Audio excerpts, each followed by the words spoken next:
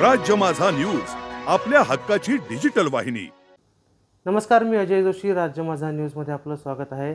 आपल्यासोबत आज बोलण्यासाठी असणार आहेत, गप्पा मारण्यासाठी असणार आहेत अंबरनाथच्या मनीषाजी वाळेकर, सभापती, 3 टर्म नगरसेवक आणि 2.5 वर्ष नगराध्यक्षपद अशी अनेक पदं भूषवत त्यांनी आज अंबरनाथकरांच्या मनामध्ये घर केलं। त्यांच्याशी आपण आज गप्पा मारणार आहोत। त्यांचं बॉर्न बॉटम काय आहे, शिवसेना त्यांनी कशी सांभाळली, राजकारणाचा बाळकडू कुठून भेटला आणि पुढील आगामी पालिका निवडणुकीची तयारी कशी सुरू आहे आणि त्यांनी शहरात केलेली विकास कामे, या सर्व गोष्टींवरती आपण त्यांच्याशी चर्चा करणार आहोत, गप्पा मारणार आहोत, त्याही दिलखुलास। नमस्कार मनीषाजी। नमस्कार। आपण जर बघितलं तर अंबरनाथ शहरामध्ये आज वाळेकर हा ब्रँड झाला आहे आणि एका यशस्वी पुरुषांच्या मागे एक स्त्री असते, पण तुम्ही तर दोघेही मैदानात आहात।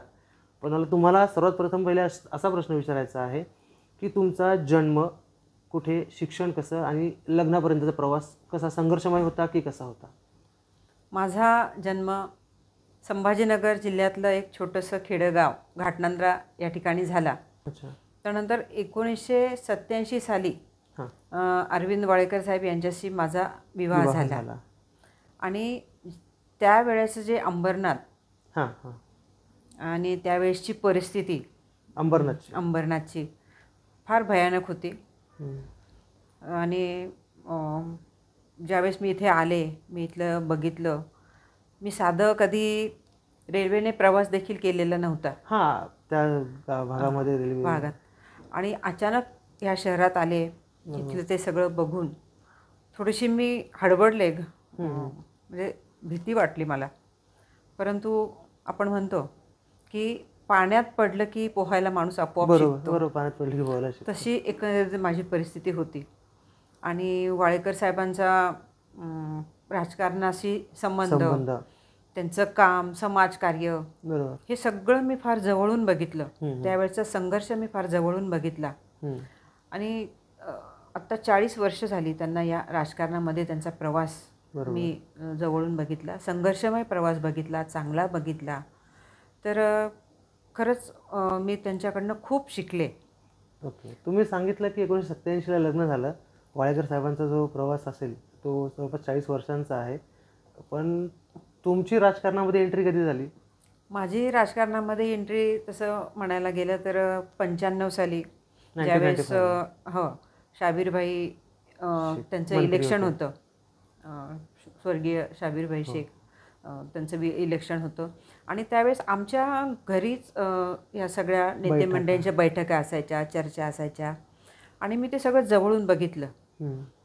शाबीरभाईंचं इलेक्शन बघितलं, प्रकाश परांजपे साहेबांचं इलेक्शन मी बघितलं, त्यामध्ये मी सुद्धा सहभाग घेतला। म्हणजे प्रचारामध्ये फिरणं असेल, प्रचार करायचा असेल, असं हळूहळू त्यामध्ये मी पडत गेले। तर 95 साली ज्यावेळेस नगरपालिकेच्या निवडणुका लागल्या आणि अरविंद वाळेकर साहेब त्या इलेक्शनमध्ये उभे राहिले। अच्छा, एक मिनिट 90 साली शाबीरभाईंचं इलेक्शन झालं होतं असं तुम्हाला म्हणायचं? हो। अच्छा, म्हणजे तुम्ही लग्नाच्या 3 वर्षानंतर राजकारणात एंट्री केली। शाबीरभाईंचं येणं जाणंच आमच्या घरी असायचं, त्यांच्या बैठका इथं असायच्या। त्यावेळेस काही असं आत्तासारखी फार सोय नव्हती। बरोबर।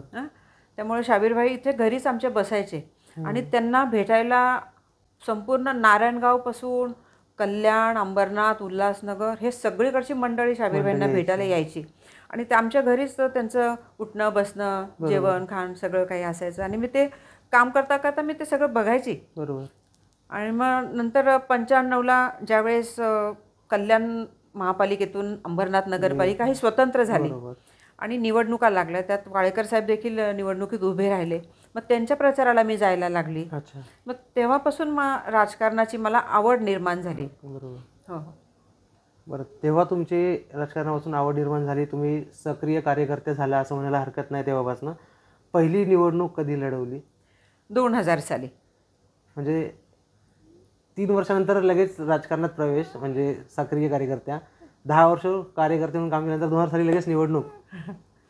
तर एक वाळेकर साहेबांचं बघून समाजकारणाशी आणि राजकारणाशी जी म्हणजे थोडी माहिती होती, कारण लोकांचं येणं जाणं घरी असायचं, त्यांच्या काही समस्या घेऊन, बरोबर, मग त्यांच्या त्यामध्ये कौटुंबिक समस्या असायच्या, प्रभागातल्या काही समस्या असायच्या, तर ते वाळकर साहेब कसे सोडवायचे हां, कसे हाताळायचे बरोबर ते मला फार त्याचं असं कुतूहल वाटायचं. बरोबर आणि मी ऐकायची की खरंच समाजामध्ये किती प्रॉब्लेम आहेत, किती समस्या आहे लोकांच्या, बरोबर आणि त्यांना म्हणजे धीर देणारं, त्यांना कोणीतरी असं एक काय म्हणतात ना, शाब्दिक आधार आधार आपण ज्याला म्हणतो ते देणारं कोणीतरी हवं असतं, आणि वाळेकर साहेब होते. मग वाळेकर साहेब कधी घरी नसले किंवा ते कुठे बाहेरगावी गेले तर ती लोक ज्यावेळेस यायचे, मग मी त्यांना सांगायची, साहेब घरी नाही आहे पण तुमचा काय निरोप असेल तर सांगा, मी त्यांच्यापर्यंत पोचवेल. मग ते माझ्याकडे सुद्धा समस्या मांडायचे, सांगायचे. मग मला देखील ती म्हणजे आवड म्हणा किंवा ते एक म्हणजे गोडी निर्माण होत गेली. आणि मी बघितलं जवळून की खरंच किती लोकांच्या अडचणी आहेत, किती लोकांना म्हणजे येतात ते, म्हणजे एक विश्वासाने येतात. हो आणि आपण त्यांना मदत करू शकत असेल तर करू शकतो. नक्कीच केली पाहिजे. वाळेकर साहेबांकडे ते किती विश्वासाने येतात, तर मला फार हेवा वाटायचा. आणि मग 2000 साली ज्यावेळेस नगरपालिकेच्या निवडणुका लागल्या, आणि तोपर्यंत माझी इथल्या त्या 2 निवडणुकांच्या माध्यमातून, प्रचाराच्या माध्यमातून मी लोकांच्या संपर्कात आले, त्यांची माझी जवळीक वाढली, ओळख वाढली. मग त्या भागातल्या त्यावेळेस महिलाच वॉर्ड पडला होता, आणि तिथल्या लोकांनी अशी वाळेकर साहेबांकडे मागणी केली की साहेब आता आपला वार्ड पण महिला पडलेला आहे, आणि वहिनींना म्हणजे सगळे ओळखतात इथे, त्यांचं आमचं एक चांगलं ट्युनिंग जमलेलं आहे, तर बघा त्यांनाही जर तुम्हाला म्हणजे राजकारणात आणता आलं तर. मग वाळेकर साहेबांनी पण तो सगळा एकंदरीत विचार केला, आणि तो महिला वार्ड झाल्यामुळं लोकांच्या मागणीनुसार त्यावेळेस मला त्या ठिकाणी त्यांनी उमेदवारी मिळाली पक्षाकडून, आणि मी उभं राहिले, आणि चांगल्या मताधिक्याने त्यावेळेस देखील मी निवडून आले. बरं, पहिल्यांदा निवडून आल्यात, 2.5 वर्ष नगराध्यक्ष देखील होतात. अंबरनाथ शहराचा तुम्ही सांगितलं 1987 सालचा अंबरनाथ आणि आजचा अंबरनाथ खूप वेगळं आहे. खूप वेगळं आहे. पहिल्यांदा जेव्हा निवडून आल्यात त्यावेळेसचं असं कुठलं विकास काम होतं किंवा कुठलं असं सामाजिक काम होतं ज्याच्याकडून तुम्ही जनतेच्या मनामध्ये घर केलं की जनता नाही म्हणजे आता आम्हाला पर्याय म्हणजे फक्त मनीषा वाळेकरच? 2003 साली मी महिला बालकल्याण समितीची सभापती झाले. अच्छा. हां. आणि वाळेकर साहेब नगराध्यक्ष होते. तर बांधकाम सभापती होते साहेब 2 वेळा, आणि एकदा 1 वर्ष, आणि सलग 5 वर्ष, असे 6 वर्ष वाळेकर साहेब नगराध्यक्ष होते.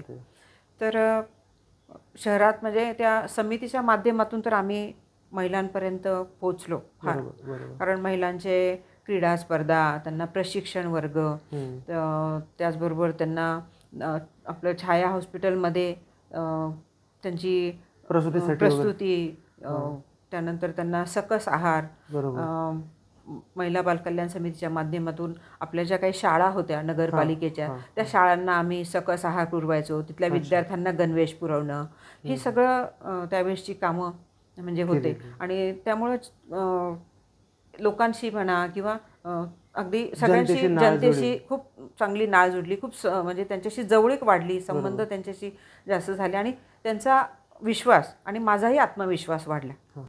म्हणजे एकंदरीतच काय तर जो महिलांच्या विकासासाठी किंवा महिलांच्या सर्वांगीण विकासासाठी आणि त्यांच्या सक्षमतेसाठी तुम्ही त्यावेळेस तुमचं पहिलं काम आयुष्यातलं केलं सभापती असताना.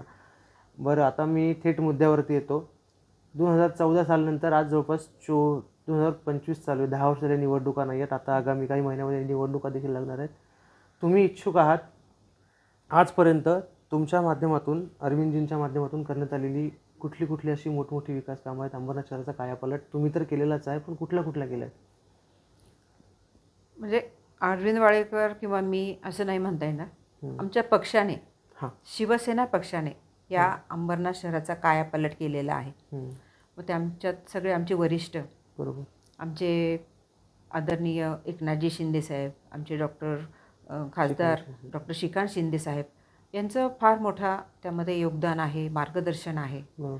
आणि वाळेकर साहेबांनी देखील त्यांच्या नगराध्यक्ष काळामध्ये जे त्यांनी काम केलं आहे, किंवा आत्ता आपण बघतो आहे की जे अंबरनाथचं वाढतं अंबरनाथ आणि विकास झालेला जो अंबरनाथ आहे, त्यामध्ये आमच्या सगळ्याच वरिष्ठांचं तर मार्गदर्शन आणि त्यांचं वेळोवेळी म्हणजे या अंबरनाथला मिळालेलं सहकार्य आम्हाला ते तर आहेच, परंतु ज्या म्हणजे साहेब नगराध्यक्ष असताना आज आपण जो विकास बघतोय झालेला, त्यामध्ये त्यांनी जे काही जे भूखंड राखीव ठेवलेले होते, हां मग त्यामध्ये प्रशासन आहे, त्यावेळेसचे सगळे नगराध्यक्ष, सभापती, त्यावेळेसची बॉडी, हां तर ते जे राखीव भूखंड सुरक्षित ठेवल्यामुळे आज आपण त्याच्यावर चांगला विकास करू शकलो. हां हां आणि सगळ्यात महत्त्वाचं म्हणजे की तो विकास करायला जो निधी लागतो, बरोबर, जो नगरपालिकेकडे अपुरा असतो अपुरा किंवा नगरपालिका तेवढं करू शकत अफोर्ड नाही, करू शकत नाही. तर ते आत्ताचे जे आमचे माजी मुख्यमंत्री आणि सध्याचे उपमुख्यमंत्री आदरणीय एकनाथजी शिंदे साहेब, ज्यावेळेस ते नगरविकास मंत्री होते, त्यावेळेस त्यांनी या अंबरनाथ शहरासाठी भरपूर असा निधी दिला. अच्छा. आणि तो निधी आणण्यासाठी आमच्या खासदार साहेबांनी खूप प्रयत्न केले. आणि नुसते प्रयत्न नाही केले, तर त्या राखीव भूखंडावर काय करायचं आहे, बरोबर, त्यामध्ये तुम्हाला माहिती आहे की शूटिंग रेंज आपण केलं. आता आपण शिव मंदिर कायापालट त्या परिसराचा सुशोभीकरण करतोय, त्याचा कायापालट करतोय. त्यानंतर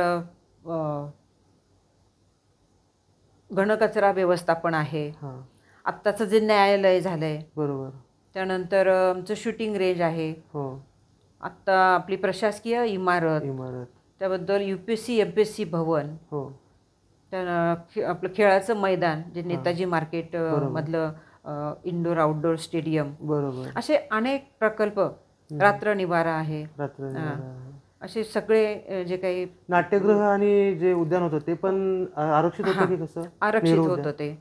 नेहरू उद्यान, आत्ताच परवाच जे लोकार्पण झालेलं नाट्यगृह, हे सगळं आरक्षित असल्यामुळं आणि त्यांनी भरपूरसा निधी आणून त्यामध्ये लक्ष घालून ते केल्यामुळं आज हे अंबरनाथ शहर बदललं आहे. आणि संपूर्ण ठाणे जिल्ह्यात, महाराष्ट्रात अशी चर्चा आहे की अंबरनाथ हे किती बदलतंय. पूर्वी अंबरनाथकडे लोक फार असे खेडं गाव म्हणून बघायचे. काही बरेच लोक बदलापूरला जायचे राहायला, बदलापूरला जायचे. अंबरनाथ मधून काही जण बाहेर जायचे. परंतु आज अंबरनाथ मध्ये जो येणाऱ्यांचा कल आहे, वाढतं अंबरनाथ बघून लोक अंबरनाथला देखील खूप पसंती देऊ लागलेले आहेत. बरोबर, तुम्ही उल्लेख केला त्यातले 2 महत्त्वाचे प्रकल्प मी तुम्हाला सांगतो, कारण ते प्रत्येक अंबरनाथकरांच्या घर करून बसलेले, मनात घर करून. रेल्वे प्रवाशांचा जो महत्त्वाचा प्रश्न होता तो म्हणजे रेल्वे स्टेशनचा विस्तार, तो श्रीकांत शिंदेजींनी केला. आणि जो लोकनगरी बायपास होता तो सुद्धा, म्हणजे आज अंबरनाथकरांचा तो खूप जिव्हाळ्याचा प्रश्न होता. हे लोकनगरी बायपास झाले असतील किंवा काय असेल, तर लोकनगरी बायपासून मला तुम्हाला विचारायचं आहे की अंबरनाथ शहराचे जे रस्ते होते, ते रस्ते 1987 साली तर असे नव्हते ना? नव्हते.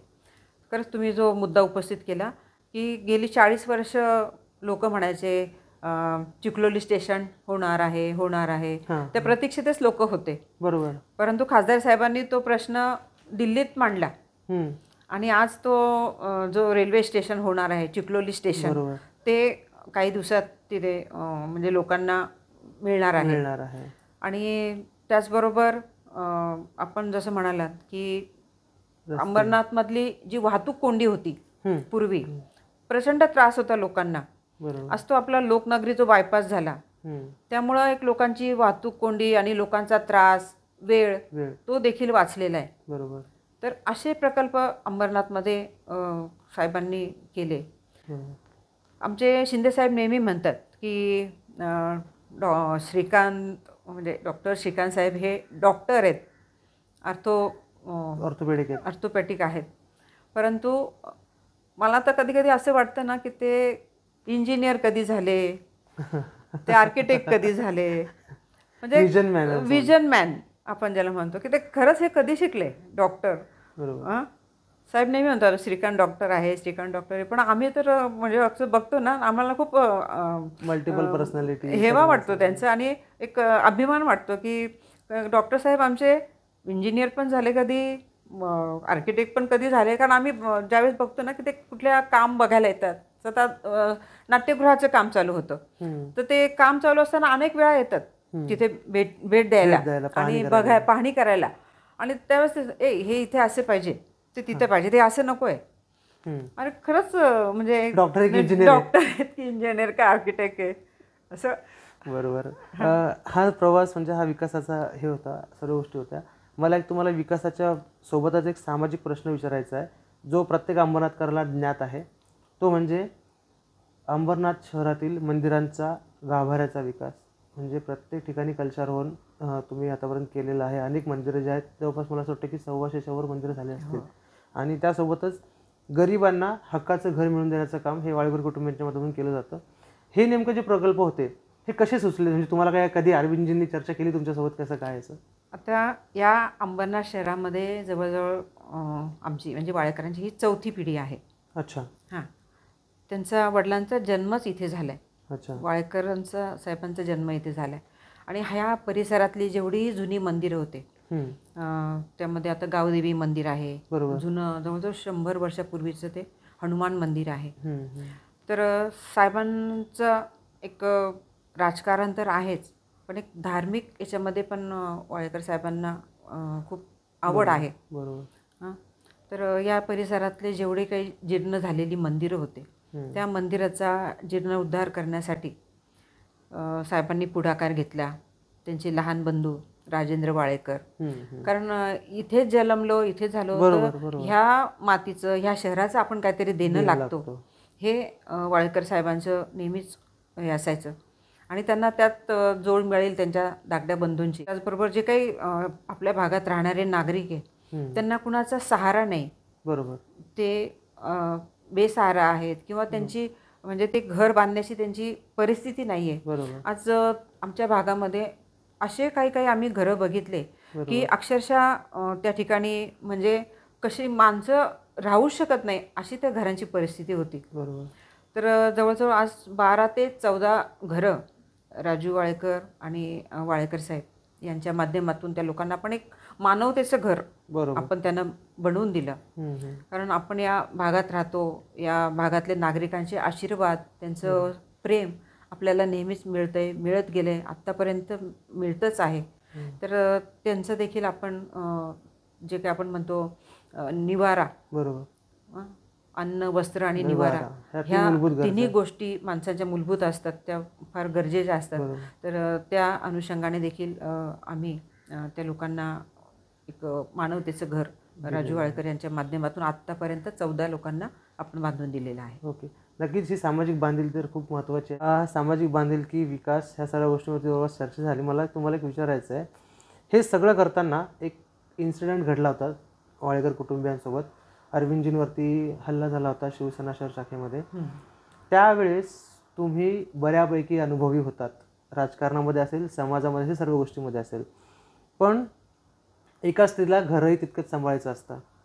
मग घर, राजकारण आणि अरविंदजींसाठी चिंतित असलेला समाज, हे तिन्ही गोष्टी कशा सांभाळल्या?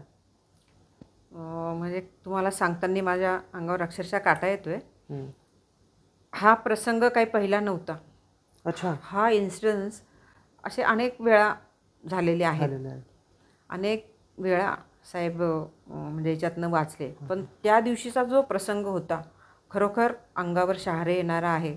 आणि ज्यावेळेस ही बातमी कळाली तर म्हणजे आपण म्हणजे विश्वासच नाही ठेवू शकत की एवढे छोट्याशा त्या शाखेमध्ये तो हल्ला होतोय आणि त्यातनं माणूस सुखरूप बाहेर येतोय. ही खरं तर एक देवाचा आशीर्वाद आणि या अंबरनाथ शहरातल्या गोरगरिबांचा जो आशीर्वाद होता त्यामुळेच हे शक्य होऊ शकलं. नाहीतर शक्यच नव्हतं. की त्यावेळेस आम्ही बघितलं की ती छोटीशी खोली 10 बाय 10ची आणि त्यामध्ये एवढे राऊंड फायर झाले आणि त्यामध्ये साहेबांना अगदी एवढंसं खर्चलं सुद्धा नाही. म्हणजे खरोखर आपण म्हणतो ना, जे पुण्यकर्म आपण करतो ते कधी वाया जात नाही. आणि त्यावेळेसचा प्रसंग जर तुम्ही तसे म्हणाले की तुम्ही कसा तो हाताळला, तो माझ्यासाठी तर फार भयानक होता. परंतु त्याच्यातून देखील सावरून कुटुंबाला धीर द्यायचा होता. मी मोठी होते घरातली, जर मीच खचले किंवा हे झालं तर माझी मुलं लहान होते, माझे घरातले कुटुंब, माझं सगळं आणि समाज. ही बातमी जशी पसरली शहरामध्ये तशी लोक असे हातबल झाले. आपण म्हणतो की त्यांचा जो पोशिंदा असतो तर त्याला काय झालं असेल, ती सिच्युएशन त्यावेळेस चिंता होती की आपल्या माणसाला काही झालंय का. ते त्यांनाही सगळ्यांना धीर दिला, कुटुंबालाही धीर दिला. आणि तुम्ही समजू शकता की एक पत्नीची त्यावेळेची अवस्था काय असेल. नक्कीच तुम्ही ती सिच्युएशन खूप सुंदरपणे टॅकल केली आणि आज एका वेगळ्या उंचीवरती पोहोचलेला आहात. एक प्रश्न असा आहे जो एकदम वेगळा असणार आहे, ट्विस्टेड थोडासा, पण तो नंतर सांगेल मी तुम्हाला प्रश्न. त्यातपूर्वी मला तुम्हाला विचारायचं आहे, नगराध्यक्षपदाचे तुम्ही आता इच्छुक उमेदवार आहात. आगामी पालिका निवडणुकीनंतर तुमचे शहरासाठी काय विजन असतील की मी नगराध्यक्ष झाली तर हे करेल? आता शहरामध्ये जवळजवळ सगळा विकास झालेला आहे म्हणजे असं नाही म्हणत आपण, कारण चांगले रस्ते झाले, नागरिकांना जे हवं आहे म्हणजे त्यांच्या ज्या काही मूलभूत सुविधा किंवा त्यांच्या अपेक्षा असतो ती सगळी कामं जवळजवळ आपल्या शहरामध्ये झालेली आहेत.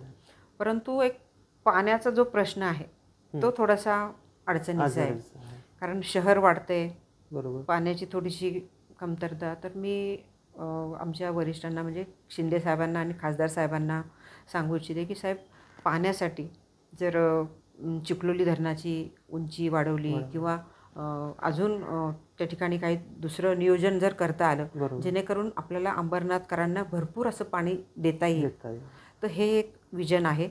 आणि जर पक्षाने संधी दिली तर माझं पुढचं जे काही म्हणजे विजन असेल किंवा ध्येय असेल तर ते हेच असणार आहे. ओके, म्हणजे अंबरनाथकरांचे तहान भागवण्याचं, कायमस्वरूपी तहान भागवण्याचं काम जे आहे ते तुम्ही करणार आहात. नगराध्यक्ष झाल्यानंतर तुम्ही ह्या सगळ्या गोष्टी करणारच आहात, पण तुम्ही आता एक शब्दप्रयोग केला की पक्षाने संधी दिली तर.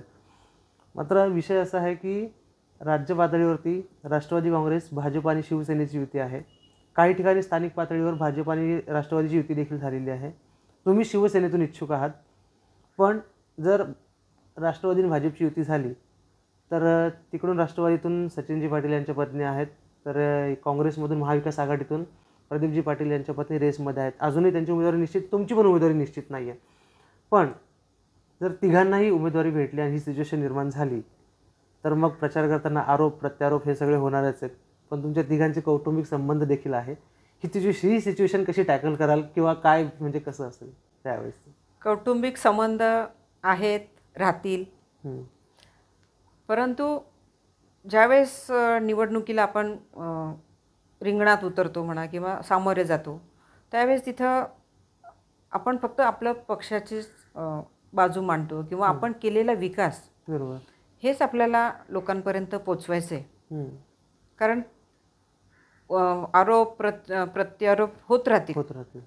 तर आमचे शिंदे साहेबांचं एक वाक्य आहे, ते नेहमीच सगळीकडे बोलतात की शिंदे साहेबांचं कोणत्या, लहान आहे की मोठ्या एकनाथ शिंदे साहेबांचं एक वाक्य नेहमी ते सगळीकडे बोलतात की आपण कामातनं उत्तर द्यायचं.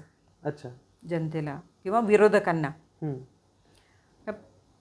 आणि आम्ही जो विकास केलेला आहे, आमच्याकडे काम आहे, आमचं काम बोलतं आहे. त्यामुळं त्यावेळेस जरी काय म्हणाला तुम्ही, आरोप प्रत्यारोप संबंधावरती कुठेतरी हे लागेल का, तर त्या आरोपांना आम्ही आमच्या कामातून उत्तर देऊ. बरं, म्हणजे कौटुंबिक नात्याला कुठे धक्का लागणार नाही. धक्का. बरं, ठीक आहे. आता तुम्ही सांगितलं कामातून उत्तर देऊ. एक शेवटचा प्रश्न घेतो, सामाजिक बांधिलकीचा प्रश्न आहे तो. एक कन्सेप्ट आहे जे वाळेकर कुटुंबीय जवळपास 18 ते 20 वर्षांपासून राबवत आहे अंबरनाथ शहरामध्ये. दिवाळीचं शिधा वाटप, म्हणजे आपण ज्याला दिवाळी फराळ साहित्य वाटप आपण बोलतो, किंवा मग पावसाळ्यामध्ये रेनकोट आणि शालेय साहित्य वाटप असेल, किंवा असे वेगवेगळे जे उपक्रम असतील ज्याच्यासाठी जनता रांगेत उभं राहून किंवा कधी कधी वाट पण बघते, अरे यावर्षी कधी आहे. हे तुम्हाला फोन पण येतात, तुम्ही सांगितलं होतं मला माझ्या इंटरव्ह्यूमध्ये की कधी वाटप करणार आहेत म्हणून, असे जनतेचा विचारणा पण होते. ही जी संकल्पना होती कशी काय सुचली, म्हणजे 400 रुपयाचं साहित्य सगळं 10 रुपयात द्यायचं आहे? कसं आहे, आत्ताच आपण जो प्रश्न विचारला की हे तुम्ही कधीपासून करताय, तर आम्हाला शिवसेना प्रमुखांची एक शिकवण आहे, 80% समाजकारण आणि 20% राजकारण. त्या अनुषंगाने गेली 30 वर्षापेक्षा जास्त मला आठवतं वाळेकर साहेबांचं हे कार्य अविरत सुरू आहे. शालेय साहित्य वाटप, त्यानंतर आत्ता अलीकडे या 12 वर्षामध्ये दिवाळीचं साहित्य वाटप, जसं तुम्ही म्हणालात की बाजारभावापेक्षा, म्हणजे आत्ता जे आपण साहित्य वाटप केलं त्याची किंमत जवळ 500-600 रुपयाची काय असेल बाजारात, ती आपण अवघ्या 10 रुपयात देतो. तर ह्या भागातले जे नागरिक आहेत हम्म. ते म्हणजे हातावर पोट भरणारे नागरिक इथले माताभगिनी आहेत आणि त्यांना कुठेतरी हातभार लागावा, थोडंसं त्यांची दिवाळी चांगली जावी या उद्देशाने आपण ते दिवाळीचे साहित्य तर देतोच. त्याबद्दल आपण दरवर्षी शालेय साहित्य वाटप, गणवेश वाटप, दिवाळीचं साहित्य वाटप, छत्री वाटप, त्यानंतर आपण 10 रुपयामध्ये शिवभोजन थाळी जी राज्य शासनाच्या अगोदर आपण या ठिकाणी सुरू केलेली आहे, 10 रुपयामध्ये वैद्यकीय तपासणी, बरोबर, ह्या सगळ्या गोष्टी आपण या भागामध्ये सुरू केलेल्या आहे, सामाजिक बांधिलकी म्हणून. निवडणुका काही महिन्यात जाहीर होतील. कुठेतरी निश्चितच आहे की तुम्हाला तिकीट मिळेल किंवा मिळालं नाही मिळालं, शिवसेनेच्या तुम्ही एक सक्रिय कार्यकर्त्या पहिल्यापासून आहातच. काय आवाहन कराल जनतेला आगामी निवडणुकीच्या पार्श्वभूमीवर अनुषंगाने? जनता आवाहन असं करेल की या अंबरनाथची जनता सुज्ञ आहे. बरोबर. आणि त्यांनी बघितलं आहे की अंबरनाथमध्ये कोण काम करते. बरोबर. तर ते नक्कीच शिवसेनेच्या पाठीशी राहतील आणि आमचे पक्षश्रेष्ठी देखील योग्य तो निर्णय घेतील. नक्कीच. धन्यवाद वहिनी. आपण जर बघितलं खूप चांगल्या गप्पा झाल्यात आणि कुठेतरी अंबरनाथ शहराच्या विकासासाठी शिवसेना असेल किंवा तुमची संपूर्ण फळी असेल, कार्यकर्त्यांची फळी असेल, ही कुठेतरी मजबूत आहे आणि त्यांनी शहराचा सर्वांगीण विकास जवळपास केला. कारण तुमचे जे मुळातले कार्यकर्त्यांपेक्षा वरिष्ठ नेते तुमचे जे आहेत त्यांचं अंबरनाथवरती एक विशेष लक्ष आहे. ठीक आहे, काही हरकत नाही. आगामी निवडणुकीच्या अनुषंगाने आपण भेटतच राहू, गप्पा मारतच राहू. तुर्तास इथेच थांबूयात. धन्यवाद. धन्यवाद.